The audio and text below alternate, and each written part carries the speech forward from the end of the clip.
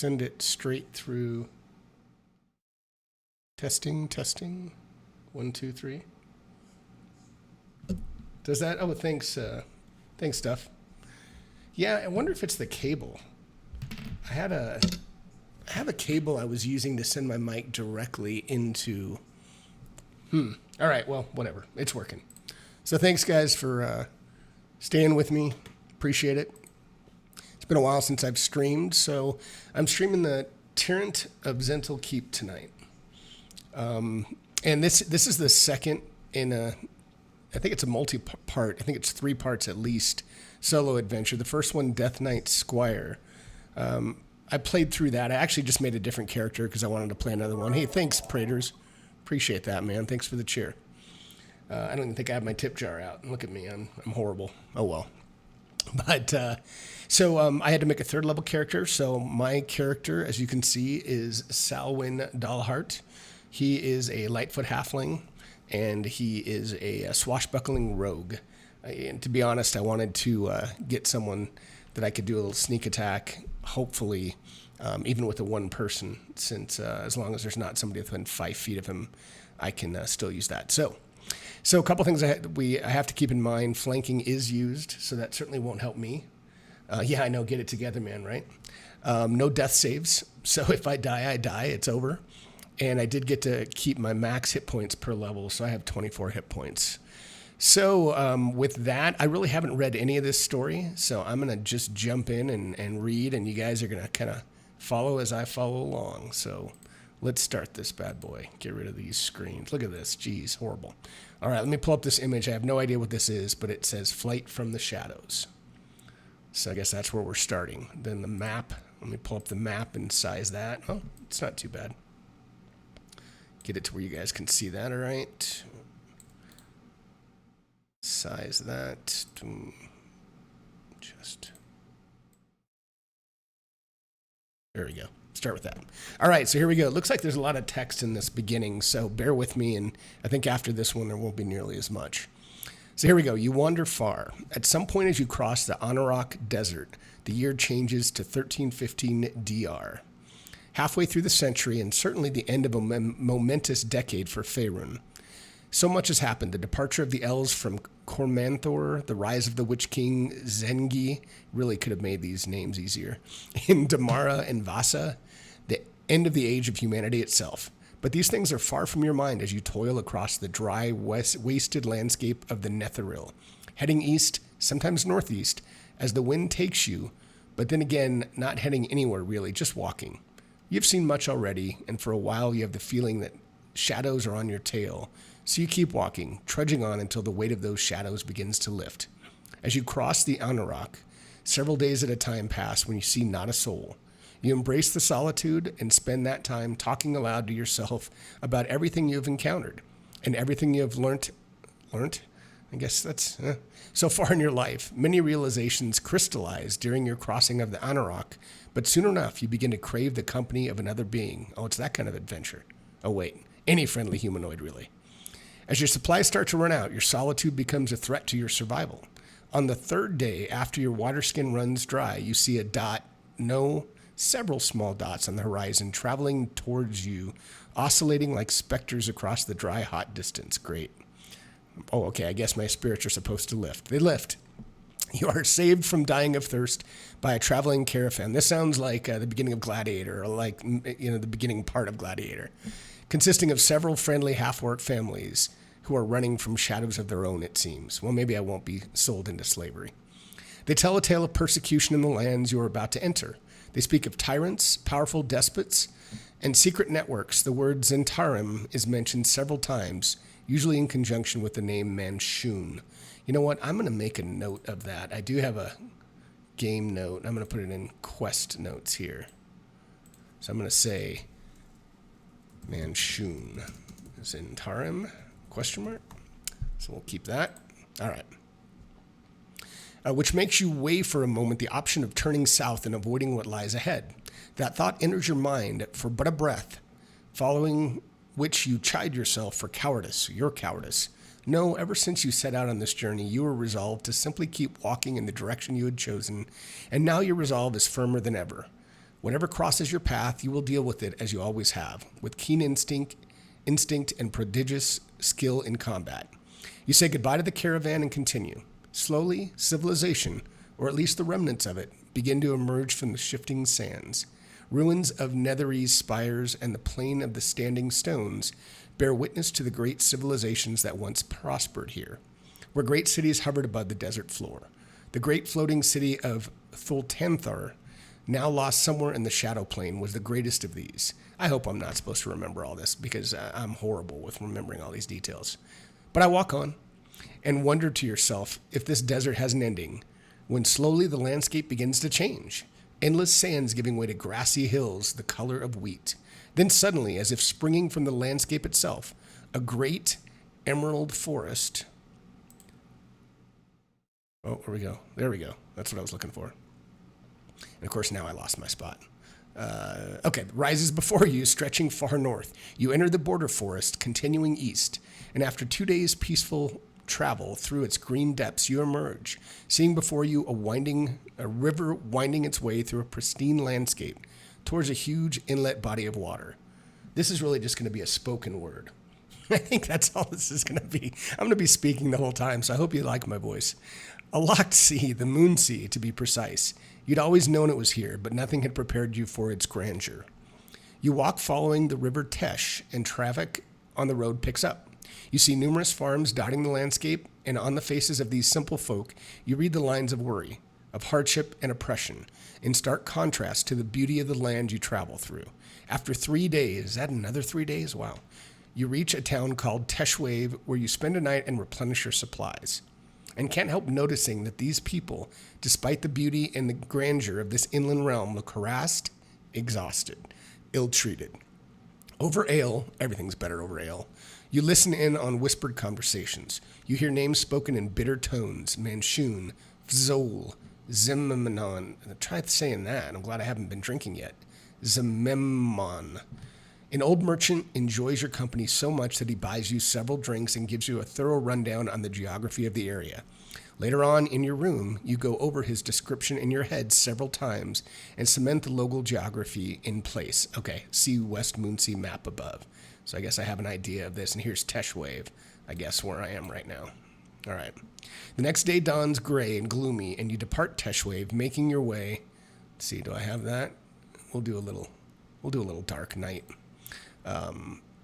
So towards the next city, the name of which you learnt the night before, Zhentil Keep. So now I'm over here. I guess I'm heading this way. Takes you 3 more days to reach Zhentil Keep, and as you approach, you see ruins dotting the landscape, dimly lit in the evening light. It appears this was once the scene of a major conflict. You even notice what appears to be the scorching of dragon fire, long, dark, gray streaks running the length of ruined buildings and roadways. Then, suddenly, the granite walls of Zhentil Keep rise before you, banners flying and guards manning her battlements. Right from your first sight of Zhentil Keep, you see that this is not really a beautiful city, but rather built to withstand battle. It has a grim, imposing look to it. Dusk slowly turns to evening as you descend from the north, down the long slope towards the fortified town. Just before dipping below the horizon, the sun emerges from between a gap in the clouds, spreading a warm, golden light over the landscape. The broad river Tesh, like a vein of gold running through stone, winds its way through towards the Moon Sea, some 15 miles to the east. You sense strongly that something awaits you within those tall, weathered walls, some quest or task. For better or worse, you stride up to the guards who man the gates, eyeing you warily. Whew, need a break from that. All right, here we go. First image here. A friendly face. That doesn't look so friendly to me. I guess it's some kind of dragonborn, I would suppose. Turn to entry 1. So there we go. The adventure begins. So let's hotkey this map if I don't have it hotkeyed already, which I don't. Let's move it down here in case I need it. And the adventure begins. Oh, all right. 4 staunch-looking warriors guard the entrance to the city of Zhentil Keep. Welcome to Zhentil Keep, the lead one says gruffly. State your business. Just traveling through, you reply. Huh, he grunts, surveying you from head to toe. Well, mind your step, traveler. Obey Manchun's edicts. Stay out of trouble, and you'll be just fine. You nod to the guards and walk past them through the city gates. The street you are on leads directly into the heart of the city, and not far off you can see a market square. where merchants are packing up their tents as trade ends for the day. A quick look around reveals a city that's not exactly dirty, but definitely in need of a spruce up. Buildings are thick wood structures or older stone, edifices damaged in places by what looks like the scar of battle. Cobble is poorly maintained, and there are potholes here and there. The overall impression is of a once proud city that's taken a few knocks. The citizens look like they've taken a beating too, slumping around, not exactly full of the joy of life. Like many others you have seen in this expansive valley, they look browbeaten, harassed, and at the end of their tether. On both sides of the street, you see businesses shutting up shop and owners heading home. The only establishment still open is a tavern to your right, a sign hung above the door stating its name as the Scoundrel's Tankard. Just your sort of place. Further down the street, you see a man standing on a crate with a large crowd gathered around him. He appears to be delivering some kind of sermon, although it's hard to make out what he is saying over the noise of carts clattering past you. You feel a tiny drop of rain on the back of your hand and look up to see low gray clouds threatening a downpour. Do you want to go and listen to the man's sermon, or you could visit the Scoundrel's Tankard?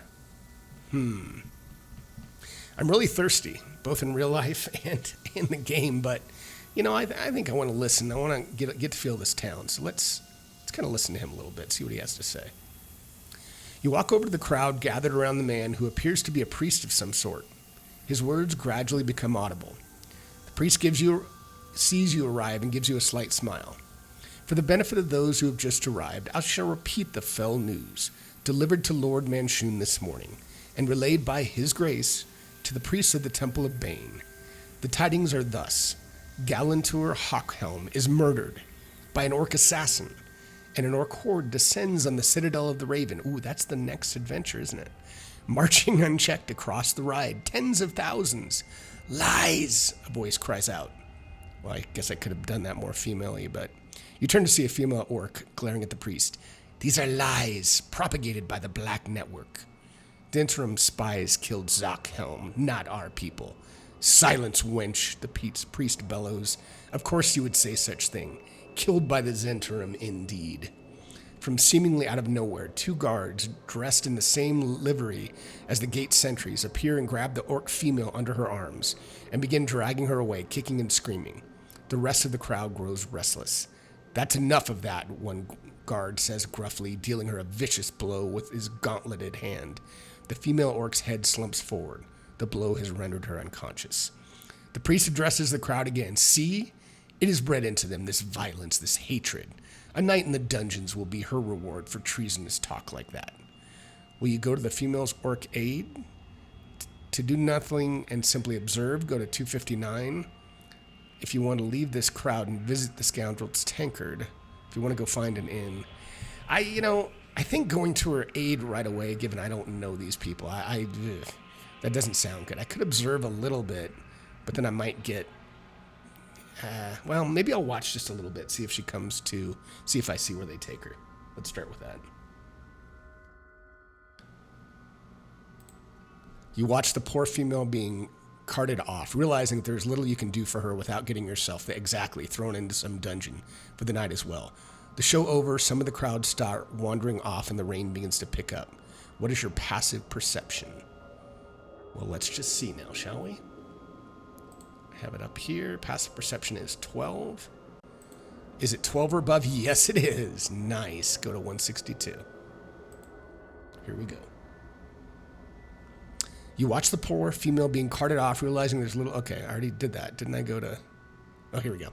Something tingles on the back of your neck, and suddenly you get a feeling. No, a strong instinct that you're being watched. You whip around quickly to see a hooded figure disappear between two buildings. Try and follow? Perhaps you... Oh, God. I mean, gosh, I saw the guy, and somebody's watching me. I've got to follow. I'm a rogue. That's in my nature. Try to follow. You quickly duck between the buildings where you saw the hooded figure, but they're gone. Wondering what it could have been and whether they were actually watching you, you return to the street. All right, time to go to the tankard. I could use a beer. No, not time for resting yet. Let's go to the tankard. You make your way across the street to the Scoundrel's Tankard. Hold on 1 second. See if I have. Let's do this. Da-da. And tell me if the background, if you guys hear Sirenscape, if it's too loud, let me know. So you're immediately met with a wall of noise. The place is packed. There's a reek of ale and sweat, and you shoulder your way in and towards the bar, raising a few grunts of protest. Go to map 5 in the map's booklet and turn to the entry for map 5 at the back of this booklet. Guess I should click on that. Map entry 5. Scoundrel to Tankard. Okay. Make sure you guys can see this pretty well. Let's get it kind of up here. Because I did not do these maps in advance because I wanted everything to surprise me. So let's just kind of, there we go. Excellent. Place your token at the bottom of the map. Okay, probably coming in here, I would suspect. Then have a look at the numbered entries on the map and choose where you want to move your token to. 18. There appears to be a dice game going on here. The bar where a halfling poured drinks. I am a halfling. You could sit here and try to listen on some conversations. That's way too conspicuous. Various posters that look interesting. Let's go take a look at the posters first. And then I think I'm going to go to the halfling and grab a drink. So let's go up here and take a look at the posters. There are numerous posters on the wall advertising all sorts of things, but two in particular. Oh, how do I get rid of that? There we go. Oh, great. Sorry, guys. Somehow Steam popped up. I need to get rid of that. Can I close it so it doesn't do that again? Exit. There we go. Two in particular catch your eye. The first reads, Orc Amnesty. All orcs will report to have compulsory identification papers issued the third day of the first 10 day of Kythorn at the Grand Temple of Bane. This is to distinguish those who are legitimate citizens of Zhentil Keep from those who may be spies acting for Gost, the four-armed orcish warlord currently marching on the Citadel of the Raven. That's not good. They're rounding up all the orcs. Spectral terror in the South City. All residents within the South City are advised to be indoors after dusk. A terrible specter has been sighted amongst the ruins at night and has already killed 3 people and kidnapped 4 more. It is described as having an upper half covered in armor and an ethereal green vapor trail at its lower half. Those who have seen the armored specter have uniformly reported that it wears a large helmet sporting long black horns. That sounds scary. The Zhentil captain of the guard is offering a reward of 300 gold pieces to the brave soul who can fight the armored specter amongst the ruins of the South City, kill it, and deliver its black-horned helmet to the Zhentil barracks. Several Zhentil have already tried and failed, no questions asked. If you're interested in investigating and claiming reward, you think to yourself that tomorrow night, after you've rested and explored the city, will be an ideal time. Note the code word Spectre Quest on your character sheet. I'm going to note it in my game notes.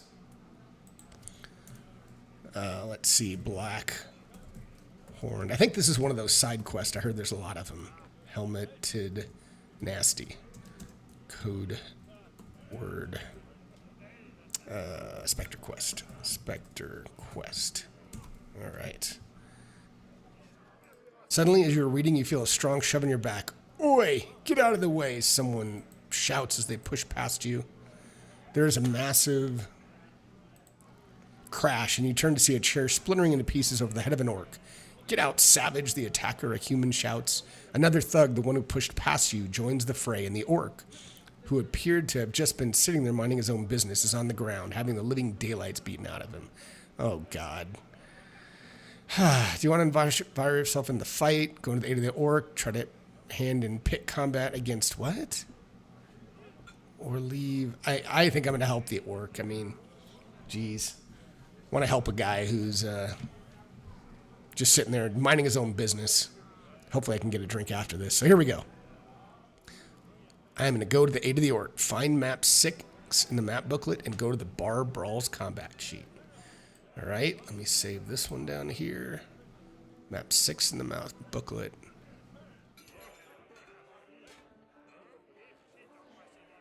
You quickly move to the aid of the defenseless orc who seems incapable of defending himself.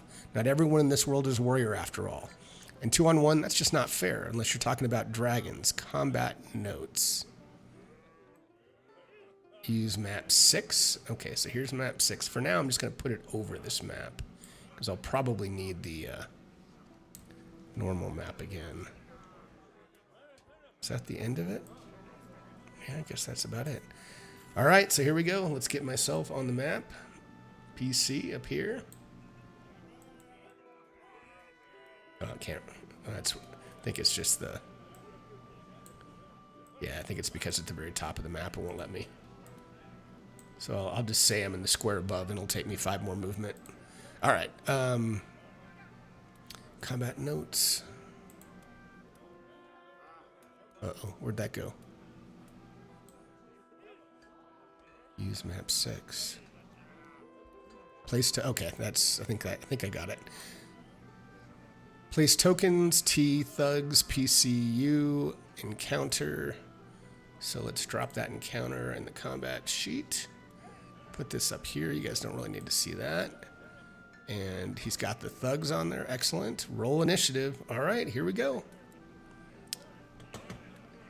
Menu. Initiative. I'm going to roll the NPC initiatives. I want to roll my own. Although I probably shouldn't have. Why not? 7 plus 3. The reason I have plus 6, just so you guys know, is I've got plus 3, but then I also have that rakish audacity. I got plus 3 for Dex and then plus 3 for rakish audacity. So I'm not cheating, promise. All right, so I barely got ahead of him, and so here we go. Roll initiative. The drunken thugs are facing the are facing the orc back to you. If you can reach them in one round of a move, you may make a surprise attack wherever the tables are occupied, and moving through the 2 squares in the middle of the 2 nearest tables counts a difficult terrain. Yeah. 3 other options. Make a ranged attack. Yeah, I'm not very... I mean, even though I'm a rogue, I'm not that good at ranged. I'm more of a in-your-face, so I'm not going to do that. Jumping onto or walking over the table moving south of you. Giving the thugs another way to go over or get onto the table. Apologize to the patrons. To go over or get onto the table. Apologize to the patron. The charisma check.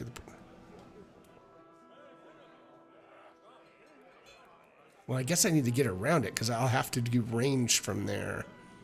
After surprise attacks, roll initiative. Well, we've already done that. So let's see. If I'm up here, I go 5, 10, 15, 20, 25. That's all I'm going to be able to get to. So I'm going to say I go there. 5, 10, 15, 20, 25. And that's going to be my full movement. I could dash, but what's the point if I can't attack? All right.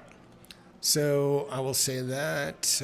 I'll do that. Stay atop the table. This is a rowdy bar. All right. So now we are in initiative. So I think what he was saying is I might get a surprise attack because they were with their backs toward me. So now I think now that we're in initiative, I'm going to go towards him and start attacking away. So I'm going to go, since he is in this square to the left, I'm going to say I'm right next to him. Actually, you know what? I'm going to go right here and attack him. This is kind of funky since... So I'm going to swing my rapier and say, get off the orc. He's done nothing to you.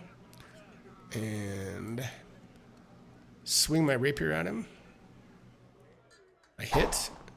And I do... Oh, I don't get sneak attack because there's somebody within 5 feet of him. Damn it. That's right. Because if there's... Well, let me read that again. I want to read my... fancy footwork. Rakish audacity. Again, you don't need advantage on the attack roll to use your sneak attack against creature if you're within 5 feet of it. No other creatures are within 5 feet of you, and you don't have disadvantage. So I do get sneak attack on him because I am 5 feet away from the other guy. Excellent. So let's just save this one. All right, so I will put on sneak attack, and I will swipe at him. And, ooh, do heavy damage, but do not take him down. I guess I could have put off the hit points. Maybe I'll do that. Well, no, it won't matter. I'm the DM. All right, so next up. Oh, I should have started this round. All right, so what is he going to do? Does it say anything else about what he does? Combat brawl. Thugs immediately come within melee range and start attacking you. Every time you take a turn, stay atop the table. Every time you take a turn, so that my turn, roll on the man table below. If you get a roll, you've already had. Oh, it's all right. So let me roll on the random table after you take a turn. I'm gonna read it that way, I guess. Or should we do it after the round? It says after you take a turn. I'm just reading it that way. So here we go. Nothing happens. Okay, that's good enough because I'm not sure when you're supposed to do that. So this guy is definitely. Should make them visible. It's weird when you don't have players here and you're doing this by yourself. All right. So he is going to swing his club at me. Oh, and he swings and misses over my head. Excellent. And he has one attack, so he goes down to the next guy. And he is going to move within range. So this guy is over on this. I guess I'll put him. He'd probably move next to his buddy in all fairness, because that's going to disregard my sneak attack next time. I'll give them a little credit. Ooh, that's a hit. Damn it. That does 5 damage. It's a little light damage to me. Okay. All right. Top of the round. So I am going to... So it does say... I don't know if I should know this. Both thugs are reduced to 5 hit points or less if you are reduced to 5 hit points or less. All right. I'm going to keep attacking the thug that's in front of me, man, because he's in front of me. What do I do? All right. Swing my rapier at him. Say, come on, man. Try not to kill him, though. This is non-lethal damage, I think. And I do not get sneak attack because he's within 5 feet. Just regular damage. Oh, but he is down. He goes down. Knocked him out, but I did say non-lethal before that. So if both thugs are reduced to 5 hit points or less. So this guy is unconscious. Now this guy saw his buddy go down, and he's scared of me now. This little halfling can fight, but he's going to swing at me. Mama said knock you out. That's right. Ah, he hits. This guy's the bane of my existence. Oof, a little moderate. All right. Oh, now I do need to. I didn't roll before, but I'll just do it at the end of the round. I need to roll this one. It does say, oh my gosh, what does this say? Another drunken dwarf, possibly the husband of the extremely drunk female dwarf, stands in between you, holding 4 huge tankards of ale in his hands. He demands that you drink a tankard of dwarven ale with him immediately, or he will set his boys on you. He indicates a table full of 12 very intimidating dwarves, all armed with warhammers. You have little choice but to stop and chug the tankards. Well, only 2 of us. You may regain 2 hit points from the excellent ale, but you also roll Constitution for the 2 thugs and yourself. Whoever rolls highest chugs their ale fastest and picks up their weapons first, giving them an advantage. Holy crap. So does everyone get 2 hit points? I mean, not the guy that's dead. So I'm going to give me 2 back. But don't you think, well, he's fully healed, so he wouldn't. So I got 2 back. Constitution rolls. Let's do this. This guy. It's a Constitution check. It wouldn't be a save. So we'll just do a check here for him. He rolls. Oh, Jesus. 21? Well, even in real life, I was never much of I couldn't hold my liquor that well, so let's do my con check, but this isn't going to be pretty. Alrighty, so he gets advantage on his next attack, and unfortunately, it is his attack rate. Oh, no, he just went, didn't he? So I'm going to make a note, because he just attacked me, didn't he? Yeah, he did. Drunken Thug 2. So I'm just going to put here real quickly. Oh, you know what? Doesn't matter. Just advantage. Next attack. Just as a note, so I don't forget. You guys wouldn't let me forget. You'd tell me. All right, here we go. Top of the round, though. So I better put him down. I'm going to swing away at him again. Drunken Thug 2. Let's do this. And attacks my rapier. Yes. And his buddy's down, so I do get sneak attack.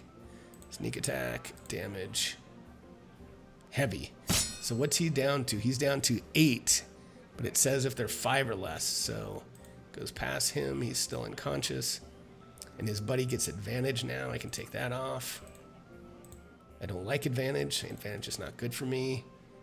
He's targeting Salwin, and he swings. Oh, and he misses with advantage. Excellent. That was a pretty high pitch. Sorry about that. All right, so we go random table again. don't know if I'm doing this right, but end of the round, random table. Another drunken dwarf. Oh, it said something about if you get a roll you've already had, re-roll unless you get a 1 or a 6. Okay, so I'll re-roll. 4. God dang it. A female dwarf. Oh, God, nice. That was awesome. That was so perfect. Oh, my God, that was perfect. A female dwarf blind drunk stumbles into the middle of the fight and vomits profusely right in someone's path. Anybody in chat, roll a D4. You do exclamation point, roll D4, all one word, all lowercase. Exclamation point, roll D4. And I'll take the first one. There we go. 3. All right. So thank you. Great. She vomits on me. Who was that? Blazing Eyes? God dang it. All right. So whoever's nearest makes their dex save. Oh, wait a second. How does that work? Right in the middle of the fight in someone's path. So me, whoever is nearest makes a dex save. Okay, so I need to make a dex save. Got it. That's pretty funny. This should be decent. Let's see. 15. So if they fall, they slip over in the chunder and are prone. Oh my God, the chunder. All right, so it's all good. I sidestepped, thank God. All right, Dalwin, I'm going to try to put this guy down, or at least get him. I'm going to do non-lethal again, but try to get him down. So here we go. I think Mubot is out to get me. You're right. It wasn't even there to begin with. All right, let's attack. Rapier. Nice. Sneak attack. Yes. So he's not really dying. I'm going to say he's just kind of knocked out. They're at 0. But let's go to the entry. Excellent. Both thugs are reduced to 5 or less. There is a tumultuous round of applause as you survey your fallen opponents who writhe in agony on the ground. You stop short of killing them. That wouldn't have been a good look, especially so soon after your arrival. And everyone seems to have forgotten the reason the fight started. You move over to the orc who is struggling to get to his feet. Thank you, he mutters, clambering up into a chair with your assistance. I don't know how I can pay you, friend. I have no money. You shake your head. Really, he's a rogue. He wants money. Don't worry about it. It sickens you that any race would be discriminated against so blatantly, and you were glad to come to his assistance. So that's, I guess I'll take these guys, return to map 5, and choose another part of the tavern. All right. Excellent. So I'm going to get that map down. I'm going to take these guys off the combat tracker. I'm going to heal myself. No, I guess I can't do that. Yeah, give me that money. Exactly, Blazing. All right. So I'm going to go ahead and move now up to the bar. I'm going to belly up to the bar, even though I don't want to drink too much because I already pounded that ale. But I'll drink a little bit. Go talk to the bartender. He's another halfling. A halfling tends the bar, darting back and forth as he provides cider, ale, and hot pies to his customers. A halfling woman, his wife perhaps, takes payment for the food and drink. You watch them for a while, marveling at this intricate dance that they perform effortlessly. A male half-orc, over 6 feet tall, approaches. Barkeep, he cries in a merry tone. A pint of your finest black ale, please. The halfling turns and looks at him contemptuously. You'll pipe down and wait your turn, laddie, if you know what's good for ye. The half-orc is taken aback by this, but doesn't protest. You hear him mumble under his breath. Downright bloody rude, that is.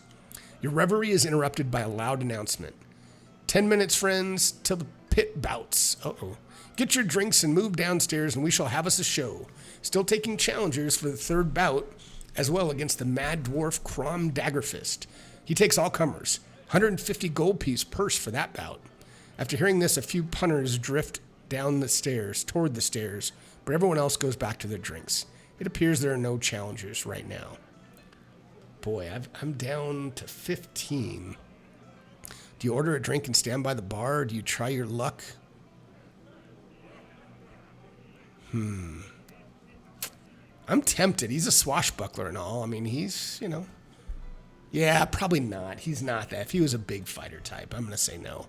I won't order a drink, and I'll stand by the bar. I'll see what happens here. You signal the halfling barkeep, and he presents himself before you, standing up on a crate. Nice. What can I get you, he says shortly. Oh, that's funny. Is that a pun? Obviously not in the mood for small talk. You ordered a tankard of ale, deduct 1 silver piece. I think I just have gold here. It's 10 to 1, right? So I know this probably won't matter, but let's do it. Let's do it right. Silver piece. So I'll just go down to 9. I think that's right. Don't want to waste too much time for that. All right. And it is promptly delivered. Lifting the draught to your lips, you take a deep sip. And by the gods, does it taste good after a long day's travel. What does that look like? Excellent. Frothy. That sounds good. Actually, I might have to, if I take a break, if I don't finish before it's time for a break, I might have to get one of those. The male half-orc who was addressed rudely by the barkeep finally has his drink and is enjoying it quietly. If you'd like to try and track up his conversation, if you fish your ale and try your hand, dice game, nah. You know what? I'm gonna strike up a conversation. Hopefully he saw me save his buddy. I don't think it's the same one. You gradually draw out the half-orc whose name is Moktash. As to what he is doing in Zhentil Keep, he doesn't look like a local. And about the discrimination orcs seems prevalent here. False rumors planted by the Zentarum, he breathes quietly, although the halfling seems to hear and shoots him a dirty look. They're claiming that an orc horde is marching on the citadel of the Raven, and they're not? You ask? How can you be sure? Muktash shakes his head. Most of the orcs in the Moonsea live in Thar, he replies, alongside the ogres, another persecuted race, not north of the Ride. They've been the brunt of Manshoon's false rumors before. Now it's our turn. But why, you ask? Why spread such rumors? Muktash shrugs. I don't know. But I can tell you this. Whatever it is, it's all part of Manshoon's master plan.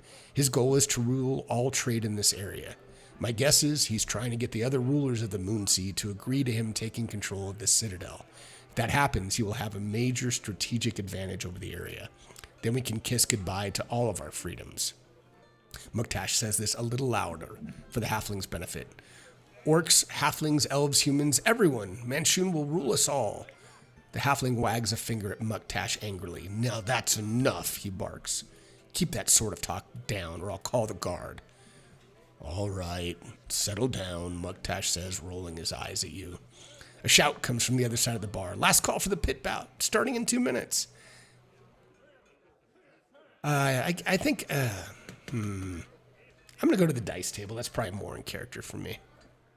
Go take a look at that. Go to entry 18. You move over to the dice table. Get my character. Put him over there. Why not? Where 3 men are deeply engrossed in a game that involves 3 dice. A female elf is running the game but not playing herself. She sips on a cider and watches proceedings and gives you a friendly smile as you approach.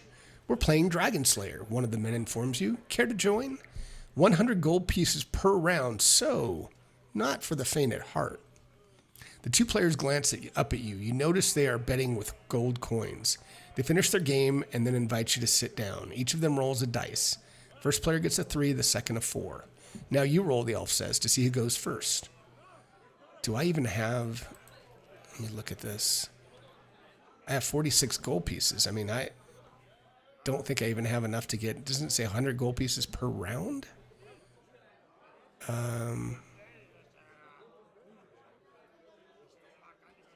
If you win... I think I'm just going to have to quietly get up because I don't have... I don't know if that's just a mistake, but I spent most of my money because it told me I had 300 gold pieces to spend, and I kept about 60. I wanted to buy a couple healing potions. Oh, and I do have those. That's right. You know what? Before I forget, I should have done this before the game, but let's put those... I've got them in my inventory, but... you know what I have to do is I got to open Rob's handy dandy module. Let's see. Which one is that going to be in? Conditions and effects. I should have that loaded just in case I need it. Item coding, adventuring gear. It might be. Oh, here's potions. It's going to be in one of those. All right, so let's do this. So let's say healing. Potion. Here we go. Potion of healing. So I'm just going to put that down in here. It's not a spell. We'll just call that potions. Be done with it. Boom, boom. So I got that there. I wonder if I should heal myself. I'm gonna wait in case I get a long rest or something. I'm gonna wait a little bit. All right. So yeah, I'm gonna just leave the game at the end of a round because I don't have enough. So let's do that. The crowd, load the FG, gold piece hacks, enable TM dice mods. Exactly, Eraser. The crowd and the scoundrels tankard is quickly thinning, heading home. Soon there are only a few people left in the bar, talking quietly over pints of ale. Those who witness the pit bouts are filtering up from downstairs, loudly discussing the merits of various champions as they leave. You realize it grows late and you'll need to find somewhere to stay for the night. Night is now falling, and you start walking towards Market Square, checking the main thoroughfare and side streets for suitable inns. As you walk down one street that leads off the main street, you see a small figure slumped on a stoop, taking regular swibs from a whiskey bottle.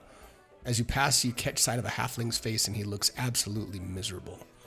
You bid him a good night, if only to try and cheer him up a bit. Is it? He replies miserably. Been a while since I had a good night. Anyway, fare thee well, stranger. Do you stop and ask this sorrowful character what troubles him, or do you continue on? I'm such a sucker. I'm going to ask him. I'm a halfling. It's a fellow guy. I'm going to ask him. You ask the dejected halfling why he's so miserable. Through a drunken haze, he peers up at you as if struggling to understand. Why am I so sad? He replies. I'm ruined, my friend. Absolutely ruined. My business in tatters. You sit yourself down and question him further. Slowly, you manage to coax the full story out of him.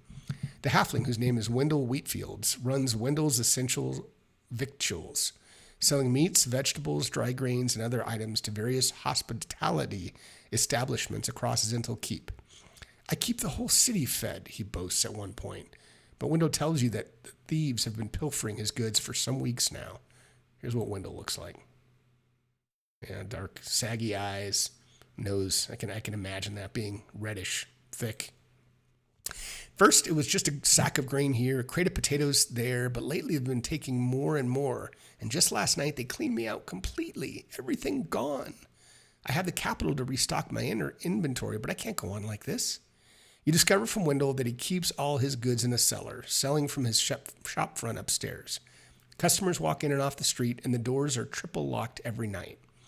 There were never any signs of forced entry, which led Wendell to think that someone could be using magic to teleport in, but he soon dismissed that idea. He is drunk, by the way. Teleporting in to steal potatoes and flour, Wendell scoffs. Why would anyone bother when there's a bank 2 doors down? Wendell takes a long swig of whiskey. Smart man. Then I found it, he says, turning to meet your gaze as he wipes his mouth with the back of his hand, now very drunk. Or rather, my friend Ortner found it. Found what, you ask? A secret tunnel leading down. Stairs beyond. He pauses, shaking his head. Who knows what's down there? Thugs, most likely, stealing from my storeroom and reselling it in the black market. You ask him if he informed the city guard. Wendell laughs. The Zhentil. He laughs derisively. They're no help. Especially not to a small-timer like me. Didn't you know that Bane is the god in this city? No, friend. Kindness is in short supply around here, I'm afraid. And I can't afford mercenaries. So that's me done, I'm afraid. He takes another long swig of whiskey, nearly draining the bottle this time. He hasn't even offered me a swig, man. You can't help but pity this poor fellow, and you can't help thinking, depending on what is down those stairs, that it's possible something you could help him with. God dang it. Of course I have to. I mean, if I've gone this far, of course I gotta help him. I'm gonna help him. You tell Wendell Wheatfields that you would be more than happy to check out what's at the bottom of those stairs for him. You've seen enough oppression already in the Moonsea to last you a lifetime. It's time someone showed a little humanity around here. Wendell buries his face in your chest and throws his arm around you, sobbing profusely. Oh, thank you. Friend, he bawls. You have no idea. I can't even face my wife anymore. This has nearly done me in. I'll give you whatever I can. To insist that Wendell lets you perform this. Oh, come on, man. I'll say, no, it's all right. I'll go down there. You don't need to pay me. Buy some more alcohol. Give me a drink. Take 1 inspiration point for your kindness. Excellent. Who knew that would give you a little something? Very nice. I like that. Nice touch. Wendell's jaw drops at your offer to investigate his problem for free. Sent by the gods you are, he marvels in a hushed voice. I knew one day my luck would turn. I just knew it. He offers you the last of his whiskey, and together you toast the mission ahead. That's very nice. Is it just me, or does my accent just change every time I talk from Wendell. I've never been good at accents. Wendell tells you how he is far too drunk now to do anything but stagger home and fall into his bed, but he gives you directions to his place of business and tells you to come there tomorrow night, 3 hours after the close of business. Okay, that's excellent, because I was worried that I'm going to have to use my healing potion. So let's put this down. Note the code word help Wendell. Code word help Wendell.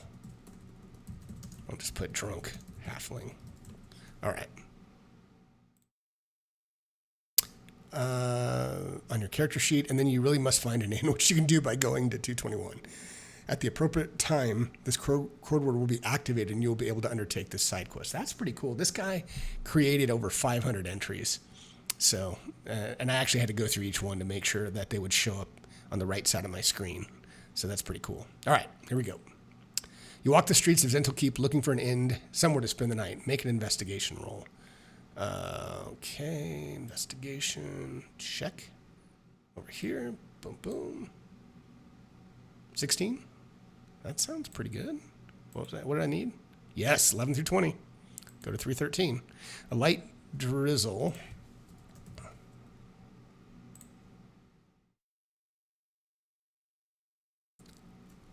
Sorry. Light drizzle settles in as you walk, directing yourself towards the middle of town, just near the market square, where a few merchants are packing down the last of the tents. You find a nice-looking inn named the Zhentil Arms. Pushing your way through an ornate door, you enter a busy foyer where travelers wait to be shown to their rooms. Eventually, an elderly elf approaches you, key in hand. Rooms are 5 gold pieces a night, he informs you with a smile. Show you to your room? What do you choose to do? Yeah, I'm tired, and I do have the gold, so let me take that off. It's probably going to tell me to later. Go down to 41. Don't have a whole lot of gold, that's for sure. That would be lovely, thank you, I say. Deduct, okay, I already did that.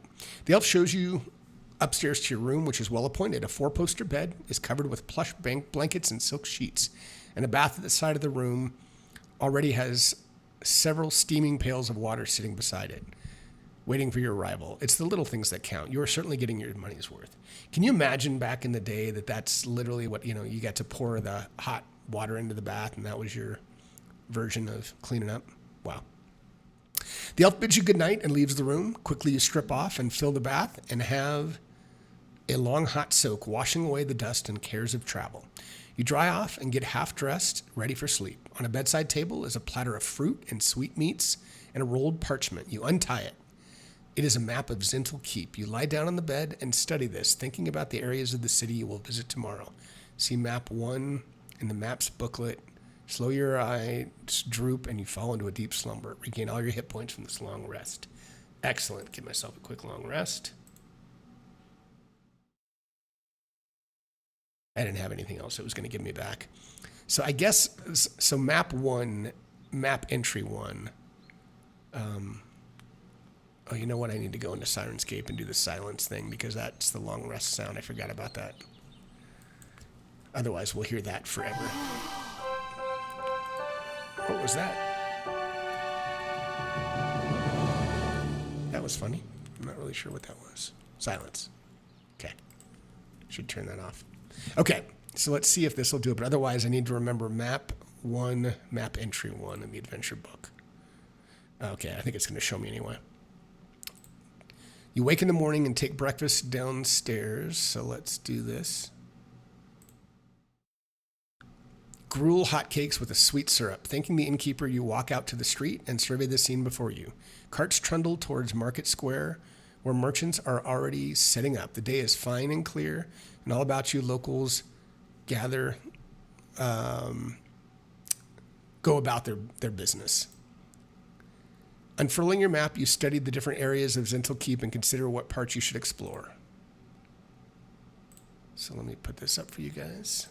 Whoa.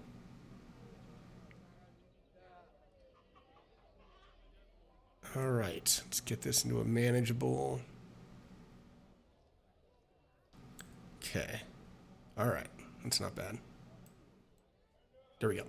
All right, on the back of your map is scrawled a brief description of each area. As you move between locations, you may cross a green dot, in which case roll for a random encounter. If you cross a green dot, remember, help me remember that. D6 random. If you get a roll you've already had, re-roll unless you roll no encounter. Table in North Zhentil. So where am I in the back? As you move between locations. So did I start from? Oh, okay. I guess it doesn't really tell you, but I suppose I started from the inn over here, right? Oh, whoa. I'll just kind of make him smaller and for now and put him like that. I don't know. All right, so I guess I can just kind of go. What else do I read on here as you move between locations? All right, I guess just kind of take a look at locations. So that's funny. That's a green dot. That's not. I guess we'll go through here. Arcana Lane. Does it tell you anything? Amentor Temple. On the map, you will see entry numbers pertaining to each of these areas. You may visit these areas by going to the numbered entries, but each location takes time, 1 progress point per location. You will have time to visit 4 locations before nightfall. At any time, you may choose to conclude the day's business and return to the inn where you stayed last night. I'm a little confused, but let's just see. So I guess I can go to 4 of these. What is this? I'm going to go right back. Yeah, okay. That's just going to take me back. Oh, no. Okay. I think that's back where I was. Okay, so, so is it just, maybe it just kind of tells you, I don't think I look. Huh. So I'm trying not to look on the map. You'll see entry number. Oh, so I guess literally I go to those entry numbers. So, okay, let's think about where I would go. I think I kind of want to go to the Amentor Temple, Scimitar Street. That'd be interesting. The Stout Miner. South City Ruins. Oh, South City Ruins is where that big baddie was, right? That might be interesting. I could try to take out that guy and get a lot of gold. Yeah, I'm gonna do that. I'm gonna go to Scimitar Street, then down to South City, and then see where I'm at. So let's do that. So I'm gonna cross here. So I need to do a random encounter. I think I'm doing this right. So I'm still in North. So let's do this. Oh boy. So I do have an entry, so go to 283. As you wander the tight, so I'm kind of like right there. Tight, narrow streets of Zhentil Keep, watching your footing on the poorly maintained cobble, you see a sign which catches your eye. Dragon wormlings for sale, inquire within. As you near the door, you can hear a heated argument coming inside. I'm just investigating everything, but it's just fun. Why would I just go by? Dragon wormlings and they're arguing about it. Why not? Go in. You make your way through a tight doorway and into a room where a man stands amidst a dozen or so cages. Inside each of these is a small dragon, and they are all of different colors. Bronze, gold, silver, green, red. There are even a few gemstone dragons. The room is bare and looks as if it has only just been moved into. This is certainly not an established shop with a counter and fitting decor. This looks to be a bit of a ramshackle, impromptu setup. The man standing amongst the cages is loudly arguing with another man who has his back to you. 200 is just robbing me blind, the dragon seller is saying. The cost in obtaining the beast alone is more than that. You had no right to buying these wormlings in the first place, the customer shouts. So what right do you have to sell them? I'm giving you an opportunity to do the right thing here. Report the poachers you bought these wormlings from, and then hand the beasts over to me. Suddenly the merchant notices you. Yes? Can I help you? No thanks, just looking, you reply. Continue perusing the cages, eager to listen in on more of this heated exchange. As I said, Pavos, I cannot let you have the wormling for less than 350 gold pieces, or 350. A long silence follows, and then something muttered in a low tone, only the occasional word audible, like to know, black, sneaking, shouldn't, poaching on their bloody doorstep. Then silence follows, punctuated by the chink of a coin pouch being dropped on a table. A cage door creaks open, and you turn to see the customer leaving with a green dragon wormling perched on his shoulder. He is feeding small tidbits as he goes. Follow the stranger. I'm just going to talk to the shop owner. You approach the shifty-looking man who moves around the wormling's cages. Afternoon, friend, he greets you in a simpering tone. We have all sorts of dragon-related products here. Dragon's Bane in liquid and powdered form, as well as powdered dragon tooth, dragon scale clothing, dragon's blood. What can I interest you in? Let's see what this is. Ooh, nice. Obviously, as a wandering adventurer, it's not practical for you to purchase and care for a wormling dragon, but other products are available from this devious dealer and everything draconic. Dragon's Bane. Ooh, Dragon's Blood. That would be cool.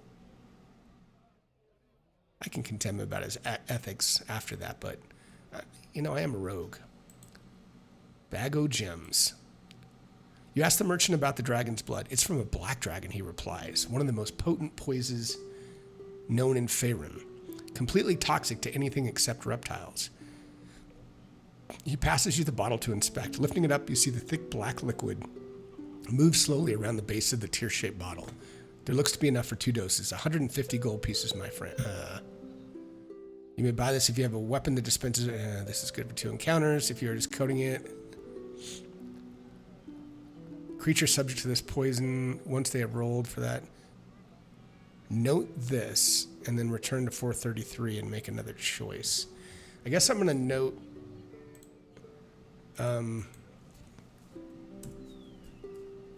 Dragon shop poison 150 gold because I can't buy it.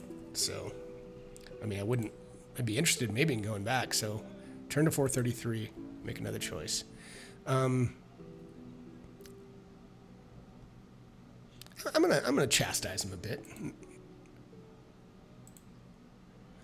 You berate the merchant for his unethical practices. Hey, I have to make money like everyone else. If you don't agree with it, leave. The thought crosses your mind that you could destroy his shop, freeing all his wormlings. But where would you keep the poor creatures? Or where would they go? You look around the shop, thinking about possible courses of action. Don't get any ideas, friend, the merchant says quietly. The people who I work for, let's just say, they wouldn't let you off lightly if anything happened to their merchandise. Seeing little else you can do, you leave the dragon onto the main street. Okay. All right, so like I said, I'm going to keep going down this way. I'm going to check out... Oh, man, I'll have to do another encounter because I would do Scimitar Street first. I'm going to have another encounter down here. Heck, I'm going to go straight to the South City Ruins. Why not? Roll for another encounter. I don't know why I'm just a glutton for punishment. Where is the... Oh, there we go. So I guess the encounter is in the south, so I'll do that one now. 3.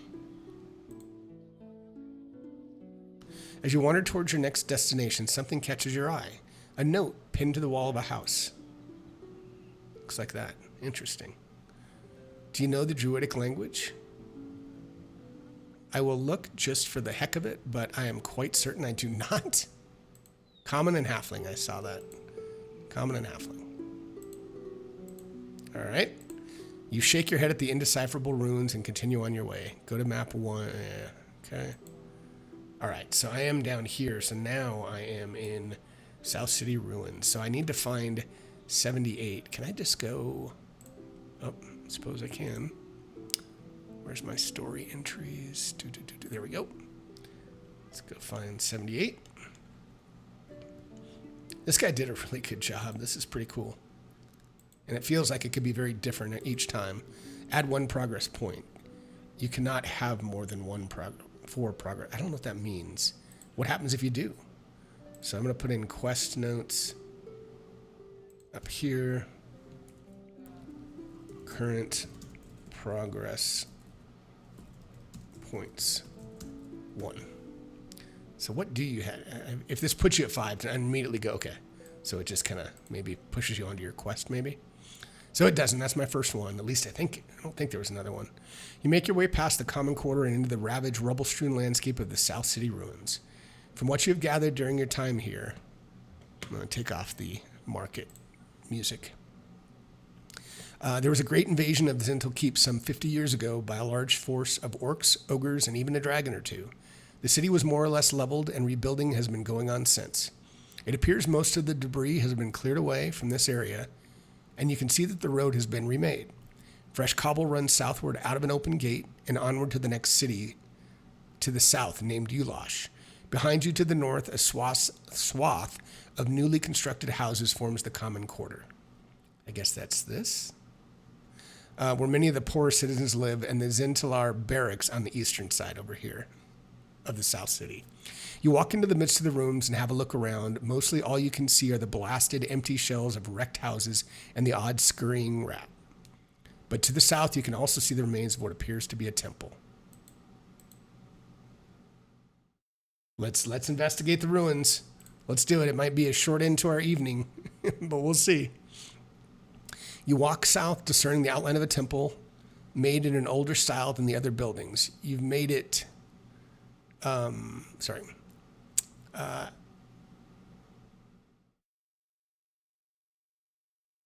on. I missed that. It resembles some of the Bane temples you have seen since being here, and nearing the ruin, you can see inside the remains of an altar. The entrance, however, is utterly wrecked. A high pile of rubble will make getting inside a bit of work.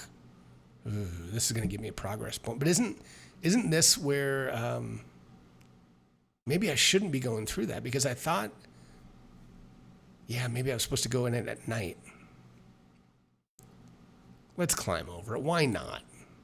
You make your way to the pile looking to climb over, but then to your horror, the whole thing starts to move. Forming itself into a vaguely humanoid shape, the stone monster stands fully erect and starts advancing on you. Evidently, it does not want you to enter this temple. Oh my god. Stormstone combat sheet. This bizarre creature stands before you, rubble falling from its lumbering form as it raises its arms, causing the very stone of the ruins to rise into the air. Excellent. This is going to be cool. Might kill me, but it's still going to be fun. Let me make sure you guys can see this okay. Yeah, that's a little bit too high. There we go. Oh, like this. Okay, let's do that. And let's kind of get it a little bit bigger right there. There we go. Let's get me on the map. And Stormstone, dude. Let's see if there's an image I can give you guys. What do you think? Storms, I'm not going to look at his. Yeah, there we go. Oh, there he is. I won't look at him, so I... Excellent. Like Stonehenge. All right. Place a token, place you, encounter, roll initiative. So let's roll. I guess I'll just have him roll everything. Why not? Let's roll initiative. Roll them all. Roll all initiatives. Did that give me a +3, though? I wonder how it... Yeah, it's weird. It doesn't really show the rolls. I'm going to clear this out. I might not do that next time because I kind of want... So we'll start... All right. See what it says here. Stormstone attacks permanently using its command Stone Feet, staying where it is, the entrance temple. You're within melee range. It will use its shrapnel burst attack on you. It has 3. If it leaves its melee range, it uses swipe unless you disengage. When it is out of shrapnel attacks, it will use command Stone. If you feel this option is beyond you, you can flee the area. Stormstone will get 1 hurtle stone attack with advantage as you leave. 35. I don't know, guys. I'm kind of really anxious of what this thing's guarding. Stupid. I do get sneak attacks. I can do some good damage at him. It might. I don't need to. I don't want to look because I don't want to look to see if it's gonna be immune to anything. I'm gonna go. What do you think? I'm going to go. I'm going to fight him. I'm going to fight him. So let's do this.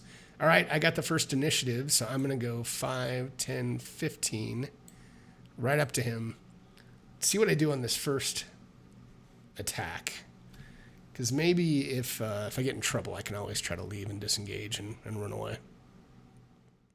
All right. So let's do this. So I've got him targeted. And I swing my rapier at him. Oh, crap. Not a good start. Well, but one thing I can do is, as long as I've attacked, let me look at my ability again, but Rakish Audacity should be, or no, Fancy Footwork. When you choose this, during your turn, if you make a melee attack against a creature, that creature can't make opportunity. Okay, good. It doesn't say I have to hit. I thought so. So I moved up 5, 10, 15. So I'm going to go 15, 20, 25, and let's see, 30. I want to give myself enough range to get back in melee range. 5, 10, 15, 20. So I can actually go there and still make 5, 10, 15, 20. Because what I'm doing, guys, 5, 10, 15, 20, 25, is I'm using my bonus action to dash. Cunning action, bonus action dash. All right. So now let's see what he's going to do. Let's move from him. And he couldn't because I did basically disengage with my feature. Command feet, staying where it's at. So what does that do? Command stone feet. Can command a stone within its sight to rise and hurdle. See hurdle stone tack. The target makes an insight check to see where the directing going to fail. The first time the stone uses it, it's with advantage. So, okay, so he does get it at advantage. Hurdle stone, advantage. Target me. And hurdle stone. Ah, it's a hit.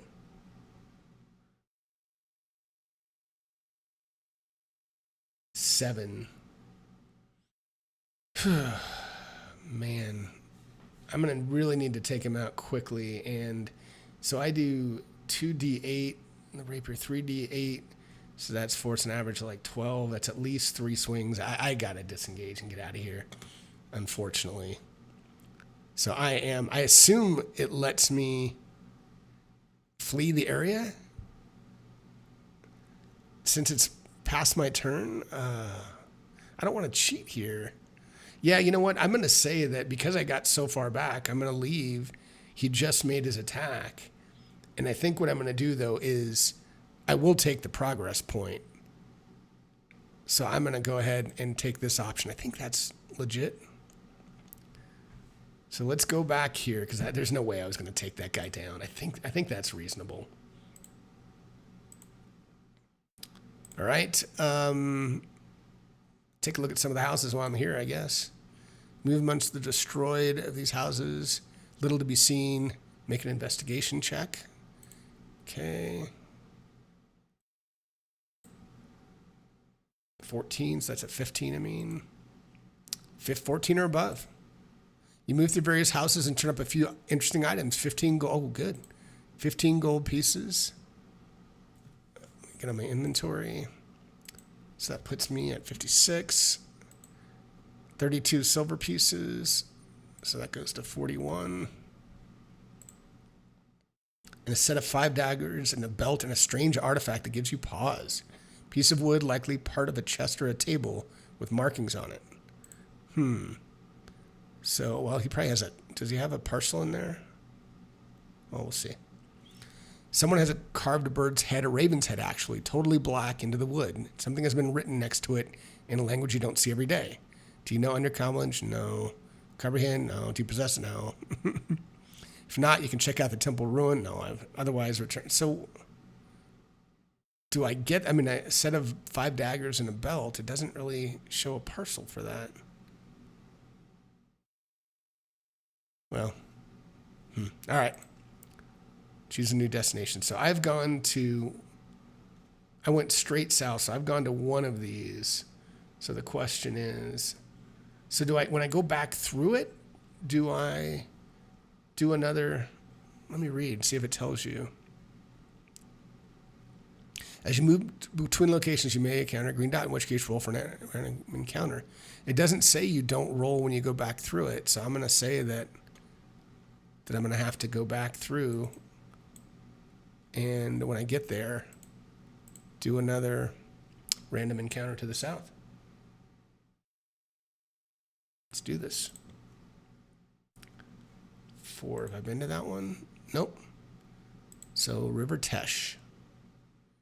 You are in South Zhentil, stopping where you are, Zhentil. Stopping where you are, you look back toward North Zhentil. Cross the bridge that spans River Tesh. The day has become fine, and from here, Zhentil looks picturesque, friendly even. Towers adorn the skyline, and beyond that, you can see the foothills of the Dragonspire Mountains in the distance. Then your attention is drawn to a figure on the bridge. They are too far away to see properly, but something about them feels off. You can move along quickly if you wish. Go to entry 85, where you can stand and wait to see if the person does anything. Make an insight check. What is insight? It's intelligence, right? Oh, it's wisdom. Yeah, not the best. I don't get anything to that. I'm going to move along quickly because I don't trust my insight. You wait a few moments, then calmly, casually put your head down and disappear down a nearby alleyway. Roll stealth. That I feel a little better about. Make the roll with advantage. Okay.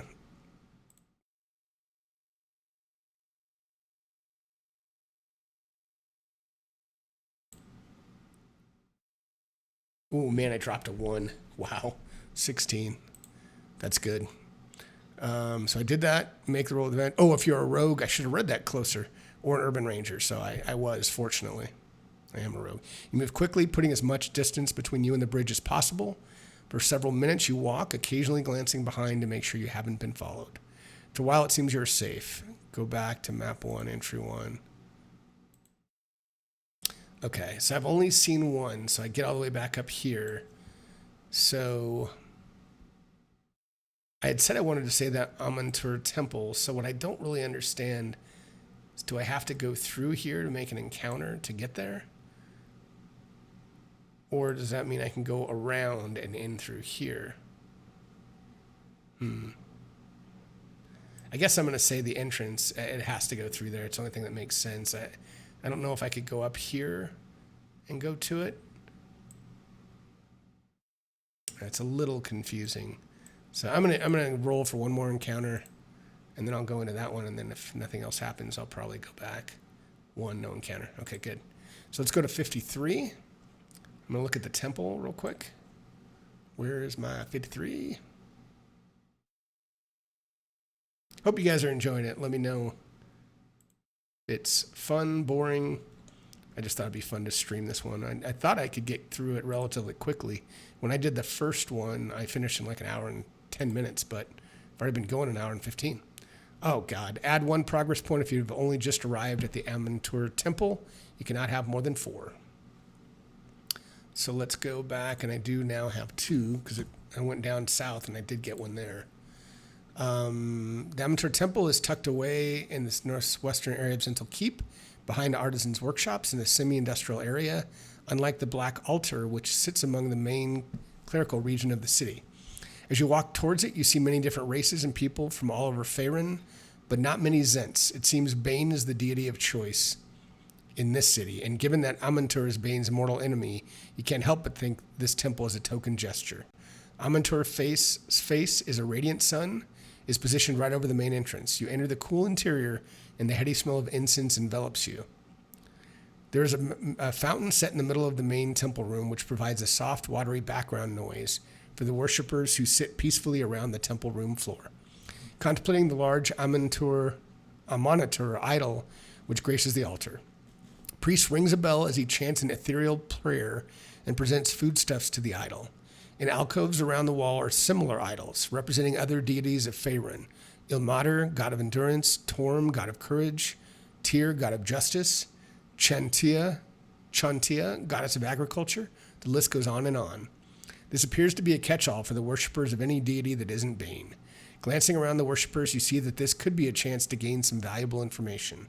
There are all sorts of individuals here, or perhaps you could use your time to pray for some boon for a monitor. Let's see. Approach and talk to a priest, to go and talk to some elves sitting in a corner if you feel you've spent enough time. I'm going to pray to Amantur. Let's try that. You kneel before the altar and quietly say a prayer to Amantur, asking him to bless your travels. Roll a d20. If you have Amantur as your deity, you may add 5 to the roll. I didn't create a deity, so I can't. All right.